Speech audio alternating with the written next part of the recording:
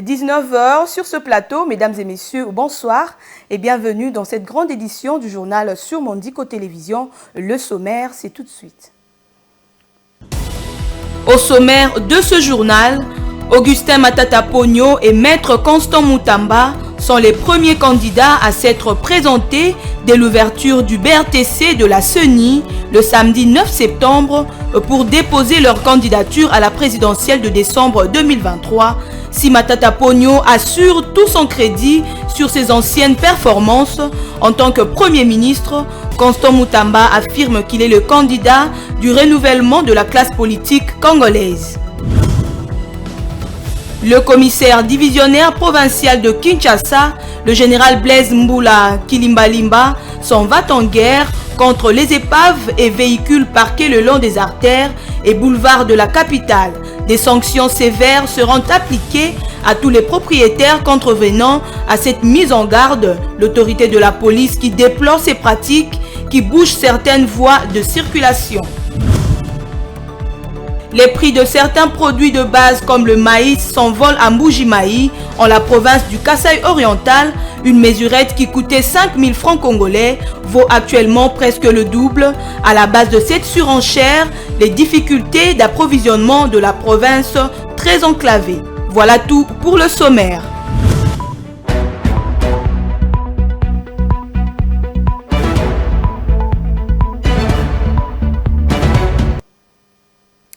On se retrouve pour un nouveau journal, mesdames et messieurs, bienvenue. Augustin Matata Pogno, ancien Premier ministre de la République démocratique du Congo et actuellement honorable sénateur, a officiellement déposé sa candidature le samedi 9 septembre 2023 à la Commission électorale nationale indépendante CENI pour l'élection présidentielle. Sur sa candidature, Matata Pogno la qualifie comme la volonté du peuple congolais. Suivez.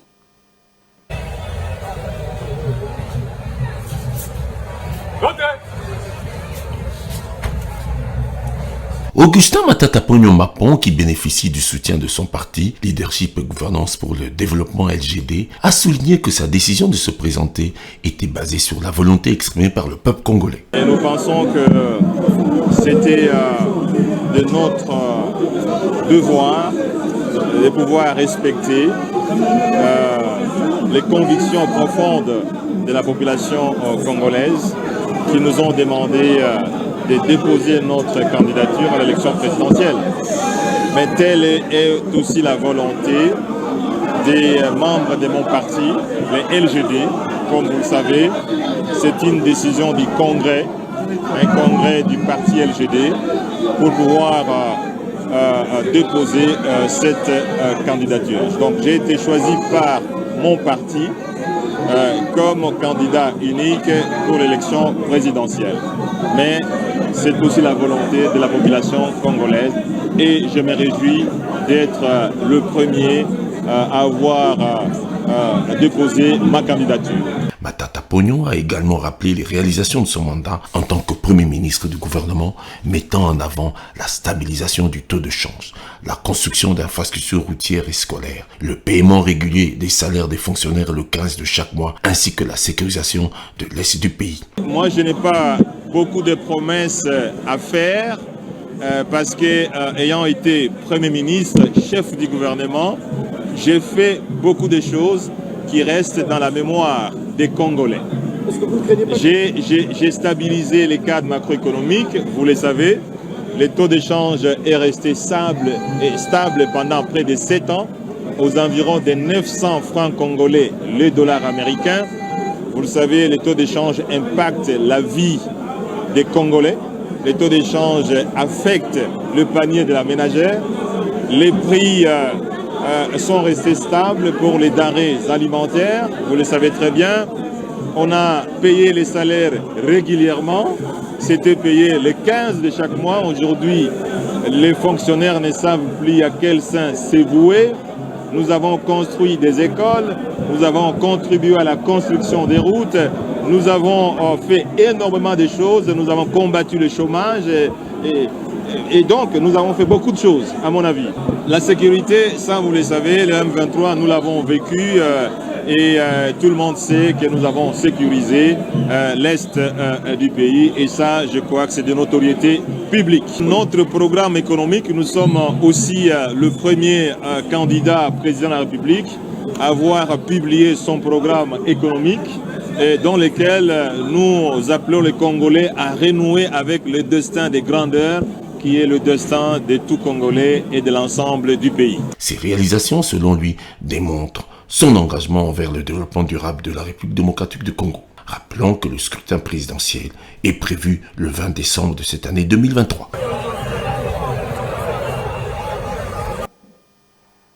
Et le même samedi 9 septembre 2023, au premier jour du délai prévu pour le dépôt des candidatures, Constant Moutamba, leader de la dynamique progressiste révolutionnaire de l'opposition, dit pro en sigle, a, après avoir déposé sa candidature, dévoilé ses ambitions en tant que candidat à l'élection présidentielle en République démocratique du Congo, déclarant ceci: « Je suis le candidat de la rupture. Les Congolais sont fatigués des mêmes visages. » Reportage.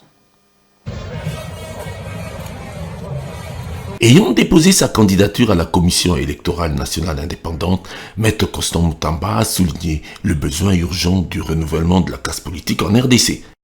Je suis le candidat du peuple, candidat de la jeunesse congolaise dans son ensemble, candidat de la rupture. Le peuple se mobilisait, le peuple a cotisé pour que je paye la caution afin que je le représente à la prochaine présidentielle. Pour lui, sa candidature incarne un changement potentiellement significatif pour le pays, offrant aux citoyens une alternative politique claire. Constant Moutamba estime qu'il est le candidat du peuple et de la jeunesse congolaise dans son ensemble. Pour preuve, le peuple s'est mobilisé et a cotisé pour la paix de sa caution afin qu'il le représente à des élections présidentielles. Le président Moutamba a tenu à souligner les points clés de son programme politique en cas de victoire. Notre campagne électorale sera lancée sous le thème rupture. Nous voulons rompre avec l'insécurité à l'est du pays.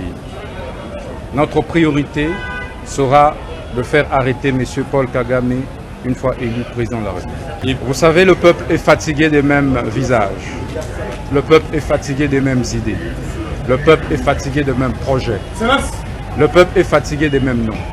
Voilà pourquoi ce peuple a besoin de rompre avec tout ça. Cette position radicale vise à défendre les intérêts de la RDC et à faire face aux problèmes de sécurité persistants. Outre les questions sécuritaires, Maître Moutamba a également abordé la lutte contre la corruption et les délits financiers qui ont ravagé l'économie congolaise. Il a promis la création d'un parquet économique dédié à mettre en place des réformes pour renforcer la gouvernance dans ce domaine vital et pour s'assurer que les Congolais en profitent réellement.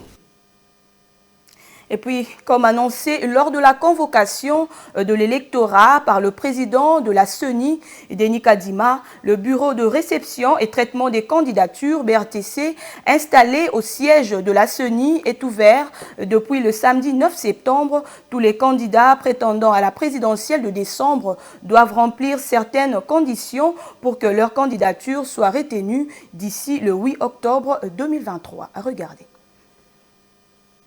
Conformément à l'article 100 de la loi électorale, la circonscription électorale pour l'élection du président de la République est le territoire national. Le bureau de réception et traitement des candidatures est installé au siège de la commission électorale indépendante. Les candidats présidents ou son représentant doit se rendre à Kinshasa pour postuler. Pour être éligible à la présidentielle, les candidats doivent être d'origine congolaise, avoir au minimum 30 ans d'âge, jouir de la plénitude de ses droits civils et politiques, être diplômé des études universitaires, avoir une expérience professionnelle d'au moins 5 ans dans le domaine politique, administratif ou socio-économique, être inscrit lors du dépôt de sa candidature.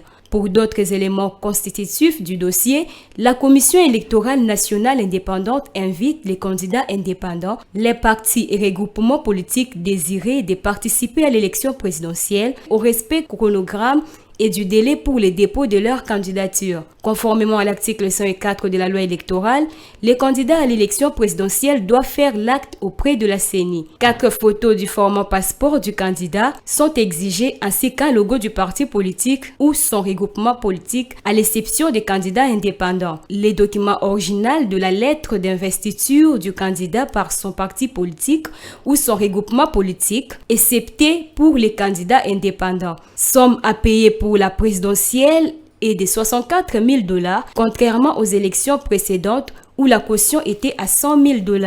Les candidats présidents de la République doivent présenter à la CENI un récépissé des paiements de 160 millions de francs congolais comme frais de dépôt des paiements non remboursables. Les candidats présidents ou leurs mandataires doivent se présenter au bureau de la Direction générale de recettes administratives, judiciaires, domaniales et pour retirer la note de réception. Et en justice, à présent, après plusieurs mois d'instruction, le procès du député national Edouard Mwanga-Tchouchou Izi s'est clôturé le vendredi 8 septembre 2023 à la prison militaire de Ndolo à Kinshasa. Les juges de la haute cour militaire, voulais-je dire, ont pris l'affaire en délibéré en promettant de prononcer le verdict le 22 septembre prochain. Bijou Lumuna pour l'essentiel. Les avocats d'Edouard Mwanga-Tchouchou insistent sur l'acquittement de leurs clients. Au cours de l'audience qui s'est déroulée le 8 septembre dernier, ils ont estimé que l'accusation est ambiguë et qu'il n'y a aucune raison de condamner leurs clients. Pour eux, aucun acte commis par Mwanga-Tchouchou ne prouve qu'il est en intelligence avec le Rwanda afin d'être poursuivi pour trahison. Dans son dernier discours, l'élu du Nord Kivu a une fois de plus clamé son innocence. Il dit faire confiance à la sagesse des juges de la haute cour pour l'acquittement purement et simplement parce qu'il estime être avec conviction innocent de tout ce qu'on l'a accusé. Du côté du co-accusé, le commissaire principal Robert Mouchagali-Roy a abondé dans le même sens pour rappeler ses services rendus à la nation congolaise et indiquer qu'il a toujours travaillé sous les ordres des chefs. Rappelant que dans son réquisitoire prononcé à l'audience précédente, le ministère public avait requis la prison à perpétuité contre le député national Edouard Mwanga-Tchouchou et son coprévenu. La partie civile avait sollicité les dommages et intérêts de 10 milliards de dollars et la déchéance de son mandat parlementaire. L'arrêt définitif de la Cour est attendu pour le 22 septembre 2023. Les propriétaires des véhicules abandonnés le long des rues de Kinshasa subiront désormais la rigueur de la loi. C'est le commissaire divisionnaire de la police nationale congolaise ville-province de Kinshasa, le général Blaise Kilimbalimba, qui l'a annoncé, cela en vue de la protection de l'environnement. Selon la police, ces épaves des voitures obstruent les voies publiques. Des sanctions sévères sont prévues contre les récalcitrants. Regardez. Tout propriétaire ou détenteur d'un véhicule sans plaque d'immatriculation ou l'état d'épave abandonné pendant 5 jours ou moins sur la voie publique sera sommé ou mis en demeure de l'évacuer. Au cas où le propriétaire ou le détenteur n'est pas connu ou n'a pas pu être sommé ou mis en demeure, la police nationale congolaise précise qu'un avis sera apposé sur le véhicule, avis du public, lequel précédera la mise en demeure ou la sommation. Si le véhicule n'a pas été enlevé dans les 48 heures de la délivrance de la mise en demeure ou de la position de l'avis prévu au point précédent, la police nationale congolaise ou le prestataire privé chargé de la mission par la ville procédera à son évacuation aux frais du propriétaire ou du détenteur. Et le véhicule sera déporté à la fourrière sur une place de dépôt autorisée ou pourra être éliminé. S'il n'est pas réclamé dans les délais prévus, il deviendra la propriété de la ville qui pourra en disposer librement et le confier à une entreprise de démolition automobile en vue de sa destruction. Mais la procédure de la restitution commence par le paiement de tous les frais depuis l'évacuation jusqu'à sa mise en fourrière. Par ailleurs, les véhicules exposés ou stationnés sur des places autorisées à des fins commerciales et les véhicules visés par les infractions prévues par le code de la route et dont la compétence relève de la police des circulations routières ne sont pas concernés par la mesure.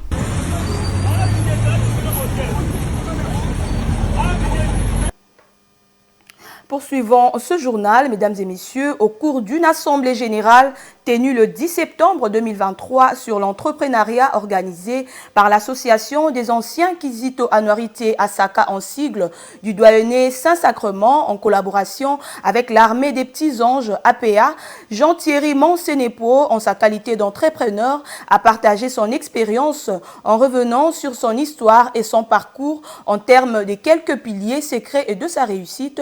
Question de motiver ces jeunes à être des entrepreneurs et non parmi ceux en quête de l'emploi. Rantaluela et Vitem Panzou pour le reportage.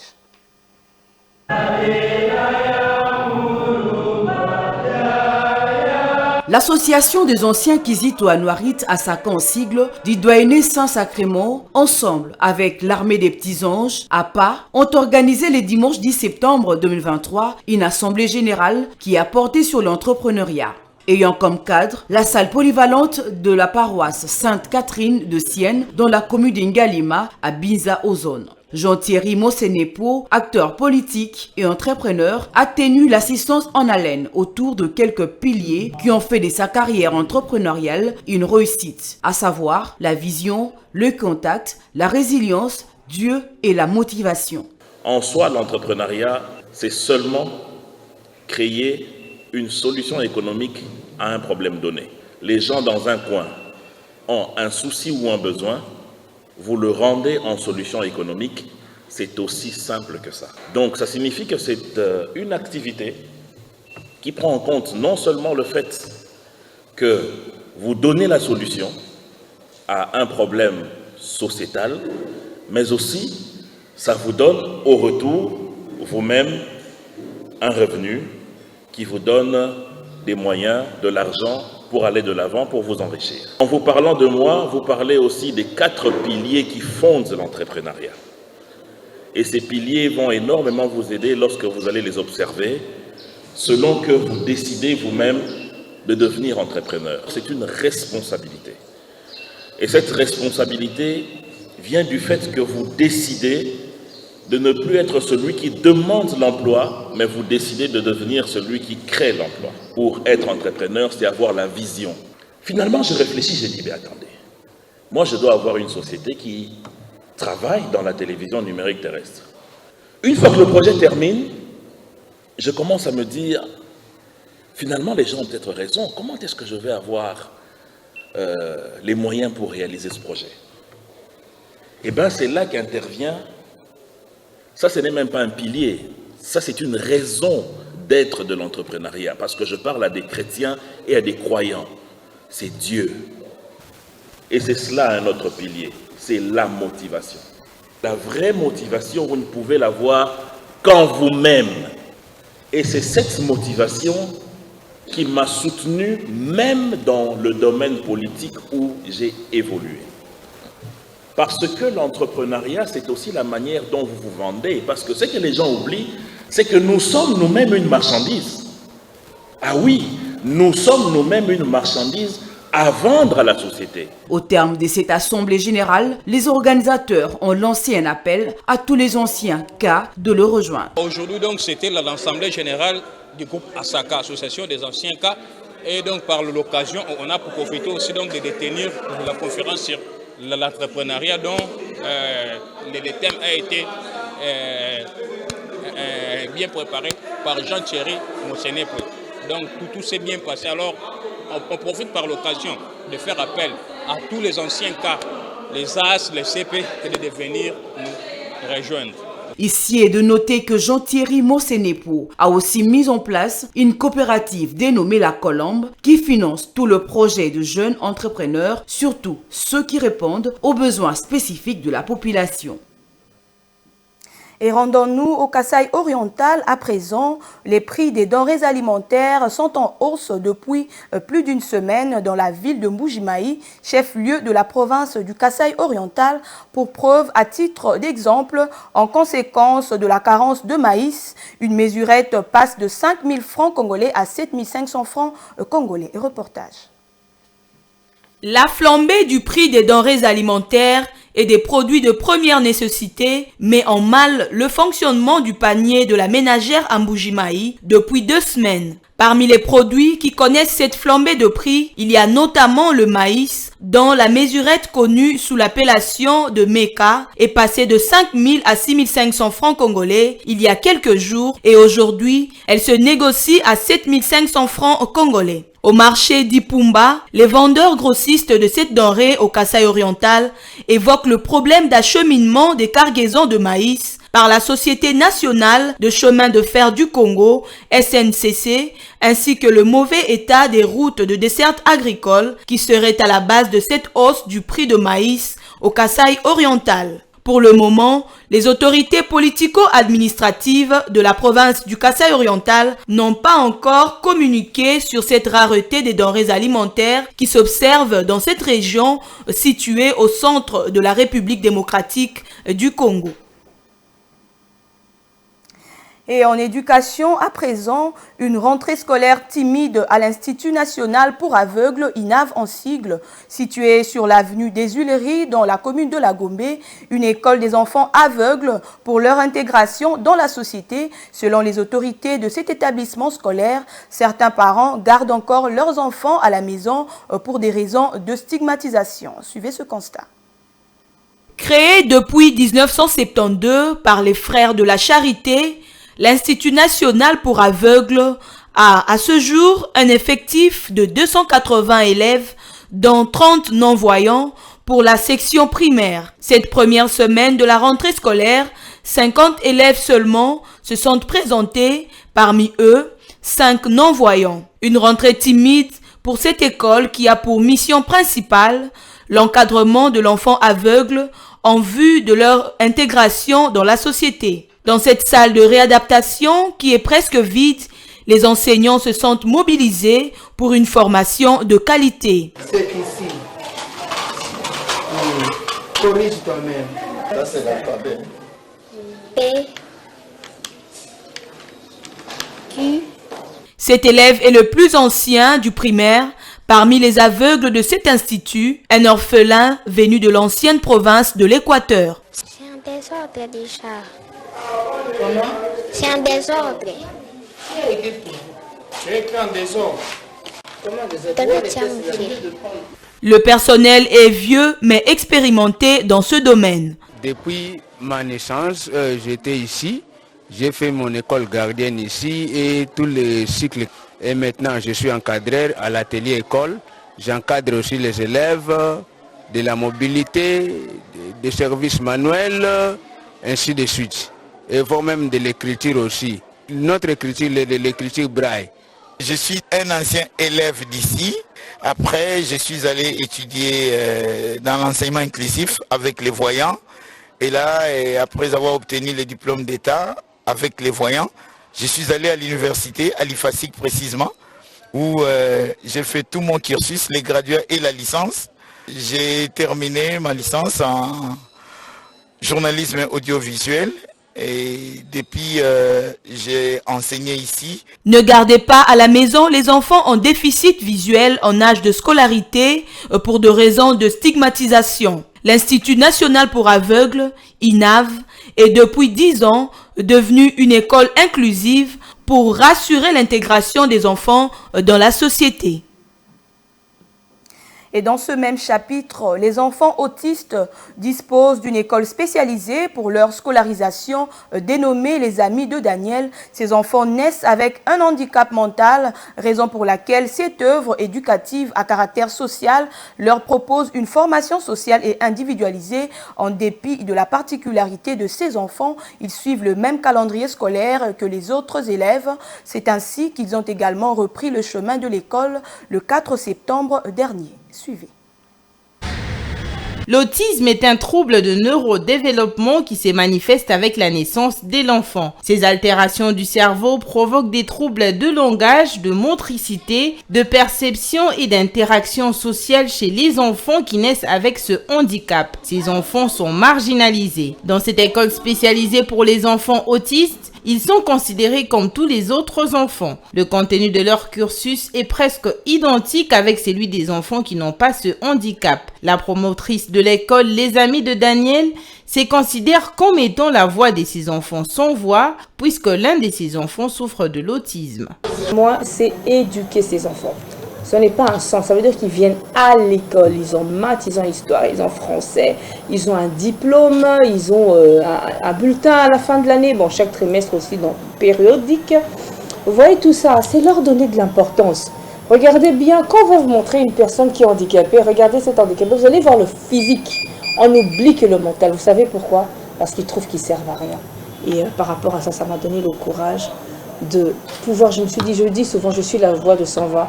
S'ils ne savent pas se défendre, pourquoi pas parler pour eux et essayer de leur donner de l'importance un jour quand ils puissent les considérer. Bien que tous ces enfants bénéficient du même programme scolaire, leur affectation dépend de la consultation psychologique qui s'est faite de leur arrivée à l'école. Chaque enfant est pris en charge suivant son cas. L'encadrement débute dès les bas âges pour développer ses compétences sur les plans de la communication, le comportement, la cognition et la socialisation. Justine Seya est directrice et éducatrice au niveau maternel. Chaque enfant que nous recevons ici commence toujours par une consultation psychologique. C'est après cette consultation qu'on va leur orienter l'enfant vers le niveau. Et les niveaux en question se font selon l'âge mental et l'âge chronologique de l'enfant. La prise en charge des enfants autistes nécessite une bonne dose d'attention. C'est pourquoi chez Les Amis de Daniel, la prise en charge est individualisée. C'est cette façon de faire qui permet d'obtenir les résultats obtenus depuis la création de cette école située dans la partie ouest de la ville de Kinshasa. Nous leur proposons un programme individualisé. Donc je dois insister que le programme est individualisé. C'est déjà l'une des différences entre nous et les écoles ordinaires que nous appelons entre guillemets écoles normales. Vous voyez, le programme n'est pas collectif, c'est-à-dire chaque enfant vient et il a ses besoins à lui. Donc nous préparons un programme individualisé qui nous permettra de le suivre de plus près. Encadrer cette catégorie d'enfants n'est pas une tâche aisée. La promotrice de cette école et tout son staff doivent s'armer de beaucoup de courage pour faire de ces enfants marginalisés des personnes utiles dans la société en dépit de leur handicap. Et en sport, à présent, absente de la dernière édition, la RDC a assuré sa qualification pour la CAN 2023 en remportant sans trembler sa finale contre le Soudan 2-0 le week-end dernier au Stade des Martyrs de Kinshasa à l'occasion de la dernière journée des éliminatoires. Une victoire qui marque la renaissance de l'équipe nationale congolaise. Viningali Junior pour plus de détails. Sans trembler, au bout d'une interminable attente qui aura duré 50 minutes, la RDC a composté son ticket pour la prochaine édition de la Coupe d'Afrique des Nations. En ballottage favorable avant cette journée, les Léopards ont disposé du Soudan 2-0. Une prestation aboutie qui confirme la renaissance de la sélection congolaise. Sébastien Desabre alignait Charles Piquel contre toute attente au poste de milieu défensif, laissant ainsi Edo sur le banc. D'entrée de jeu, les Léopards asphyxiaient leur adversaire en multipliant des récupérations dans le dernier mètre soudanais. Sur une magnifique balle en profondeur de Charles Piquel, Théo Bongonda ouvrait les scores à la 7e minute alors que la défense soudanaise réclamait une position de hors-jeu. L'occasion est la bonne après tant de retard. La RDC finalement démarre fort, très fort, avec Théo Bongonda servi dans le dos de toute la défense soudanaise qui vient permettre à des dizaines de milliers de supporters emmenés dans le sillage de leur président de la République de mener 1-0. Liesse totale. La RDC se rapproche très fort de la Côte d'Ivoire. Malgré les envies de faire mieux des rouges et blancs, la charnière Mbemba Batubinsika dégageait une sérénité assez remarquable, laissant que très peu de travail à Lionel Passy. Déjà dans une excellente posture, Sébastien Desabre et ses hommes se sont permis une fin de partie aisée. Entré en cours de jeu, Fiston Kalala Mayele va récidiver de performances de Franceville d'il y a 3 mois. Prenant la place de Cédric Bakambu, l'attaquant des Pyramides mettait sa sélection à l'abri en inscrivant le deuxième but à la 87e minute après une mésentente au niveau de la défense adverse.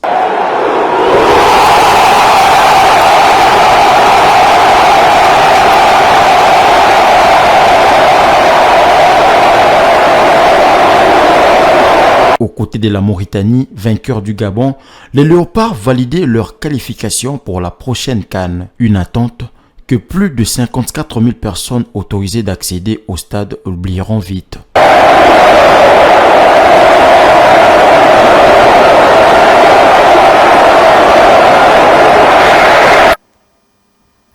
Et on sport toujours, avant de terminer ce journal, après leur qualification pour la CAN Côte d'Ivoire, les Léopards ont été reçus par le président de la République, Félix-Antoine Tshisekedi, le dimanche 10 septembre 2023 au palais présidentiel à Kinshasa. Question de leur remercier pour leur brillante performance face au Soudan samedi dernier au stade des Martyrs de la Pentecôte. Images et commentaires.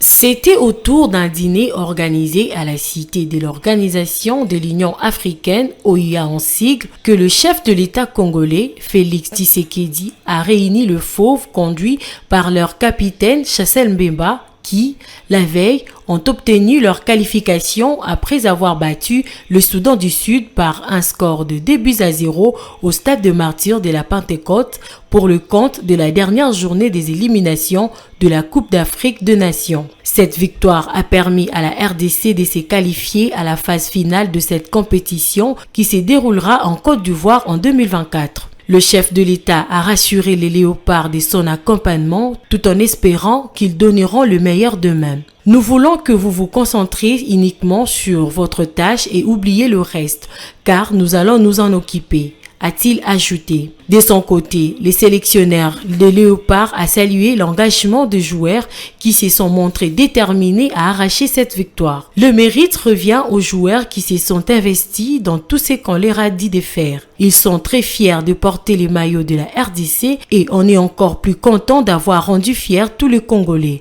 a déclaré Sébastien Desabre. Rappelons que les Léopards de la RDC vont se mesurer en amical face au Bafana Bafana de l'Afrique du Sud ce mardi 12 septembre 2023 à Orlando Stadium en Afrique du Sud. Et à présent, je rappelle les principaux titres avant de refermer ce journal. Augustin Matata Pogno et Maître Constant Moutamba sont les premiers candidats à s'être présentés dès l'ouverture du BRTC de la CENI le samedi 9 septembre pour déposer leur candidature à la présidentielle de décembre 2023. Si Matata Pogno assure tout son crédit sur ses anciennes performances en tant que Premier ministre, Constant Moutamba affirme qu'il est le candidat du renouvellement de la classe politique congolaise. Le commissaire divisionnaire provincial de Kinshasa, le général Blaise Mboula Kilimbalimba, s'en va en guerre contre les épaves et véhicules parqués le long des artères et boulevards de la capitale. Des sanctions sévères seront appliquées à tous les propriétaires contrevenant à cette mise en garde. L'autorité de la police qui déplore ces pratiques qui bougent certaines voies de circulation. Les prix de certains produits de base comme le maïs s'envolent à Mbuji-Mayi, en la province du Kasaï oriental.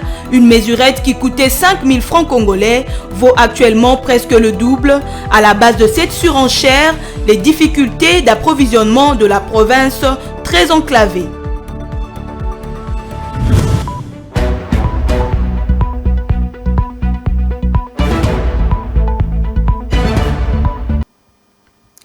Voilà, ce journal est terminé, mesdames et messieurs. Merci de l'avoir suivi. Je vous donne donc rendez-vous demain à la même heure. Au revoir.